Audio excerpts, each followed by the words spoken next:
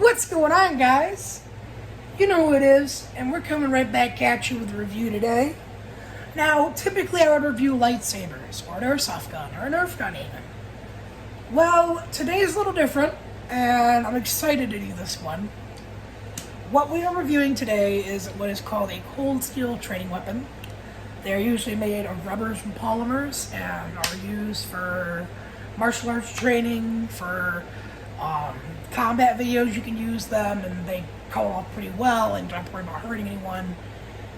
So I kind of wanted to start picking up some of these because they're actually relatively affordable. At about you can get one for like 20 bucks, probably less than that, and they're actually surprisingly really good for price. Because I wanted to break the news to you guys that there will not be as many lightsaber videos as there used to be coming out anymore. It's not going to be something that's going to come out every week. I can still guarantee it, maybe once a month or so we'll have a lightsaber video, but more than likely we will be moving more towards choreography based, like maybe some fight scenes. This here is something that can help us, something I've never owned before. I've never held a version of what this is, and I'm honestly, like, for the past week I've had it, feels great in the hand, and is the honestly preferred of the two that I got. Let's go into this, shall we? First off, what we're going to judge in this segment is the looks. This is where we started off, and this is the intro to the video. Hi, how you doing? So let's start out with the hilt. The hilt has more of a blunted pommel design. By the way, this is seemingly all one piece, like this is molded. So it's a molded looking pommel. You have what I assume to be faux rope, aka molded rope, which, I'm not gonna lie, I'd probably switch it out for something a little bit more better in texture. Like maybe put some paracord in between the cracks to give it more of a better feel. But I like it. I like it. It's not, it's not overly complex, and it's pretty dang good for price. Now we move on to more of the scabbard, the area to defend your hand with. It's, it's not gonna like protect your whole hand, but it gives you some pretty good defense for your most important fingers and indexes. Within the pommel up here, there is a design on each side that is etched in. To me, it almost looks like a sea dragon almost, so this kind of gives me, and you'll see this thing gives me very much a vibe of like a pirate sword almost. It is not a cutlass, however. That being said, we also have some engravings here. It really does give me like some ocean dragon creature vibes. And then of course on the bottom of the blade itself, there is etchings. There's been no alterations to this sword. Now, we're going to go down the blade and show you that on both sides, there is a reflective wave pattern on one side. There is a divot right here in between. And of course, if you cannot tell by now, this here is a scimitar. Some say scimitar. I kind of interchange the two. And the looks of this cold steel training scimitar is, well, pretty nice. I spent roughly 21 bucks on this, and I'm not disappointed at all. The looks of this training / prop weapon, it's minimalistic, but it's beautiful. It very much gives off that whole I'm at sea, or like I've lived near the sea, or like mystical kind of vibes to it. Ooh, you can really see the waves there.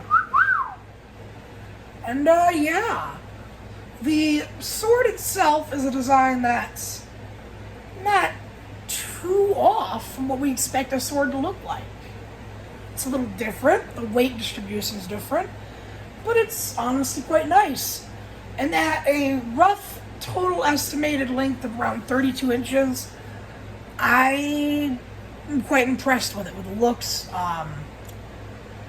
It's very beautiful and very nice and very presentable. And this is definitely something I could see myself using in an anime. But now we're going to talk about some of the more active elements of it. And that's going to go off to Chris in the future. Chris, take it away. Thank you, Fatty of the Past, aka Chris, aka me, aka whatever you want to call it. That was quite an amazing send-off. Honestly, bravo. That being said, welcome. We are at the portion now where we are going to review the more active elements of the Scimitar. To begin with, a Scimitar, when you look at it, looks top-heavy and bottom-heavy at the same time.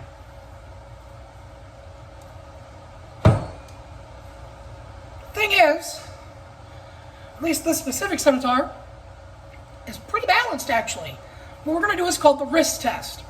And what the wrist test is find about the midpoint of the total length of your blade, including hilt, and you want to just rest it on your wrist to see if it will stay on and not fall off.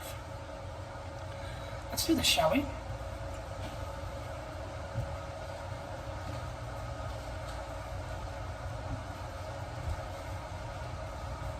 My wrist, Scimitar, midpoint's right around here. And as you can see, it does wobble a little, but it rests beautifully and perfectly on the wrist. And holy crud! Can I get that mood in slow-mo? Hold up. You know we gotta try that whole wrist flick and grab all in slow-mo. Let's see if we can do it.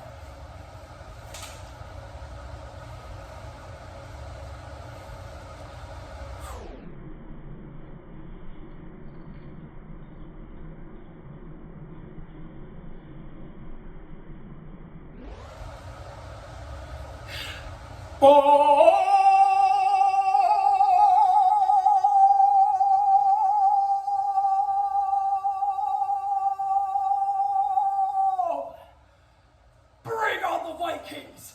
I'm ready! Okay, complain or not that I use slow-mo a little too much these days. You gotta make that look pretty cool in slow-mo. Either way, yes, as you can see, the blade's actually pretty balanced at its midpoint. And again, we're going midpoint for the total length, including hilt, pommel, and blade. Mind you, this is what at first I thought to be one-piece polymer rubber build. This could be a two-piece because of the seam line. That's barely visible. You can't even pick that up if I try to like reflect the light off it. Holy frick. Like, the waves you guys can catch when the light reflects off it, right? You can't really see the seam. Like, that is... If this is two pieces, they have hid that seam very well. And that's not something a lot of training weapon companies can do right. And that right there makes me quite happy. I don't have to edit that out if I have to use a video. This makes you a really good prop piece and a really good training piece. Now, how does it feel to maneuver it? AKA take swings and twirls and things like that. Let me step back and I'm going to give you a few demonstrations of just some basic movements and how it's going to feel. And I'll explain it as I'm going through the motions. So, we're going to go over the 4 basic attack patterns for a sword. You have your slash, that's large open. You have the quick slash. You have the defense, raise defense. And then of course you have your, how easy is it to twirl it. So, let's talk through it. First one is going to be your basic, wide open angled slash. When you pull up to do it with one arm, you can feel the weight of the top of the blade. As you're moving back, move with you. Now once you get to about this point, if you keep coming back for a more power strike, you're going to feel that blade kind of angle more. And you'll definitely feel the angle you're at, which in some situations,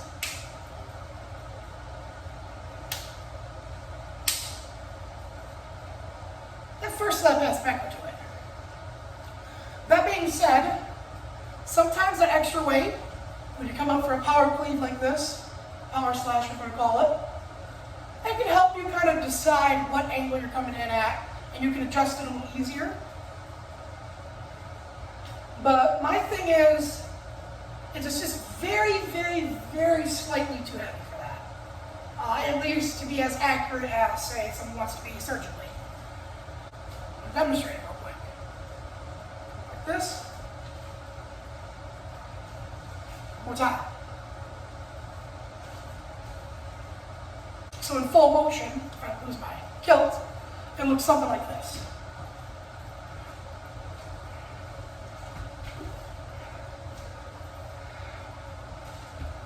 One more.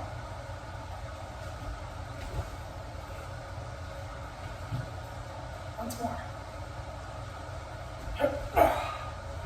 And as you can see, it offers me power without much exertion. I don't have to sit there and go for a heavy hit. I can go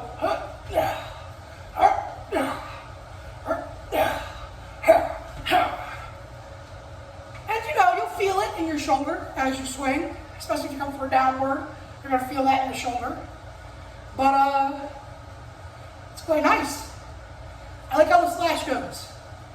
Now we're going to go for, next up what we're going to be doing is the shorter, quicker kind of slashes. They're the more closed off attacks. If you wanted to think of someone that uses this type of attack efficiently, you would think of Obi-Wan Kenobi, who a lot of defensive styles are based on closing your body, quick, simple slashes, that type of thing. Anyhow, two-handed closed off grip. So again, we're doing more of a closed off stance, a more kendo style defensive. And we're going to go ahead and do just a couple quick slashes. I'm going to talk briefly over how it feels, and we'll move on pretty quickly and briefly to the other things. So to begin with, we'll go with the downward.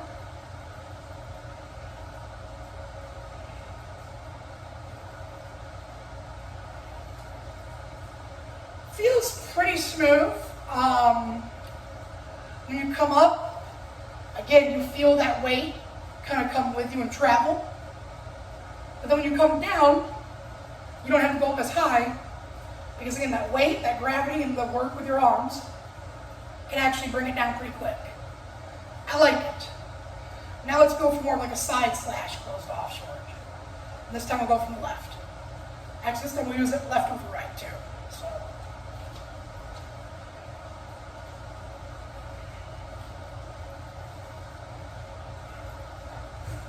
And again, similarly to the quick downward, it is quick, snappy, easy. You feel the weight and you're going to know where your blade's going to hit. Unlike some swords where you go swinging, you don't always understand where your blade's going to go because it feels like it's going to hit him in the shoulder, but in reality you hit the dirt next to him. So now what we're going to go over is how is it defensively. We're going to do some basic defensive quick poses. So cut to the downward slash, and then like I'm holding it from a slash coming in. And we're just going to see how it feels. So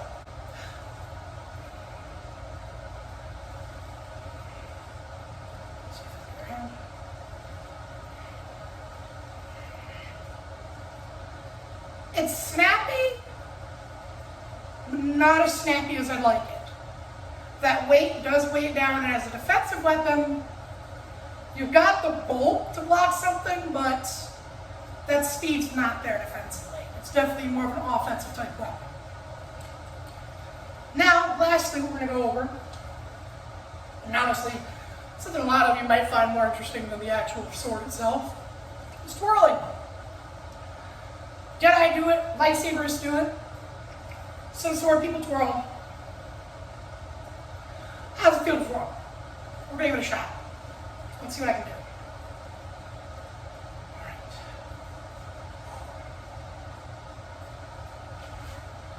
Oof. That was probably one of my... Oof. Okay, one last time. Just I'm gonna come in reverse grip. Nope. Sure as hell I can do this. I just can't twirl it. So, let me come closer and we'll talk about why this is so hard to twirl. By the way, leave a like if you like the little battle kilt I have. So, the weapon itself is great in design for offense.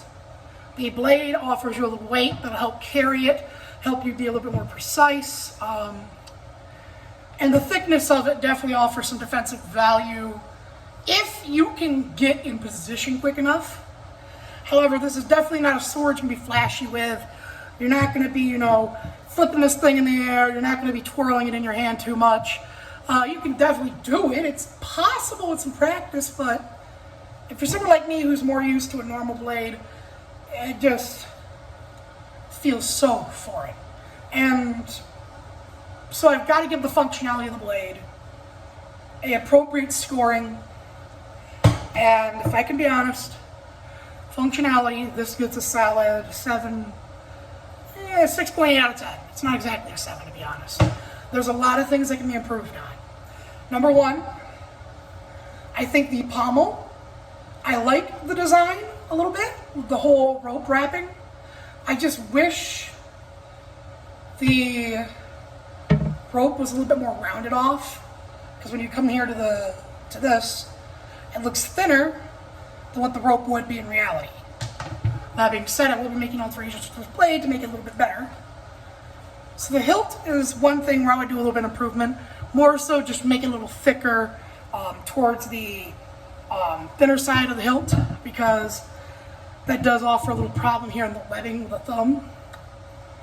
What else would I do? I would probably make this just slightly more pronounced. Come in at a little bit more deeper of an angle, just slightly. Maybe come to the tip of the divot instead of just being barely there. Other than that, I really like the functionality of the sword. It does a very good job of what it's supposed to do, which is being a basic, beginner's, entry-level training scimitar. It's nothing crazy. It's not going to blow you out of the water. But it still has cool features to it that make it look nice and feel great. It's like me growing up, when I would get a toy sword, I'd break it immediately because I like to hit shit too hard with it. As a kid, I would have died to have one of these. The durability on this thing is ridiculous. So, yeah, that is my review of my training scimitar. It is nothing too flashy, but it's nice. I hope you guys enjoyed this review, and expect more of this kind of thing coming soon. And always look in the description. I try to include links to anything like special we got going on, or things that we do outside of YouTube. And make sure you subscribe and like the video. And if you don't like it, leave a dislike and tell me what you think of it. Now, that's not me opening the doors for harassment. I'm just saying, if you got a critique, you know of a way to make these videos better, maybe a different technique or something, I'm all ears. This has been your boy Airsoftfatty. Make it dehydrated. I need to get a fucking drink.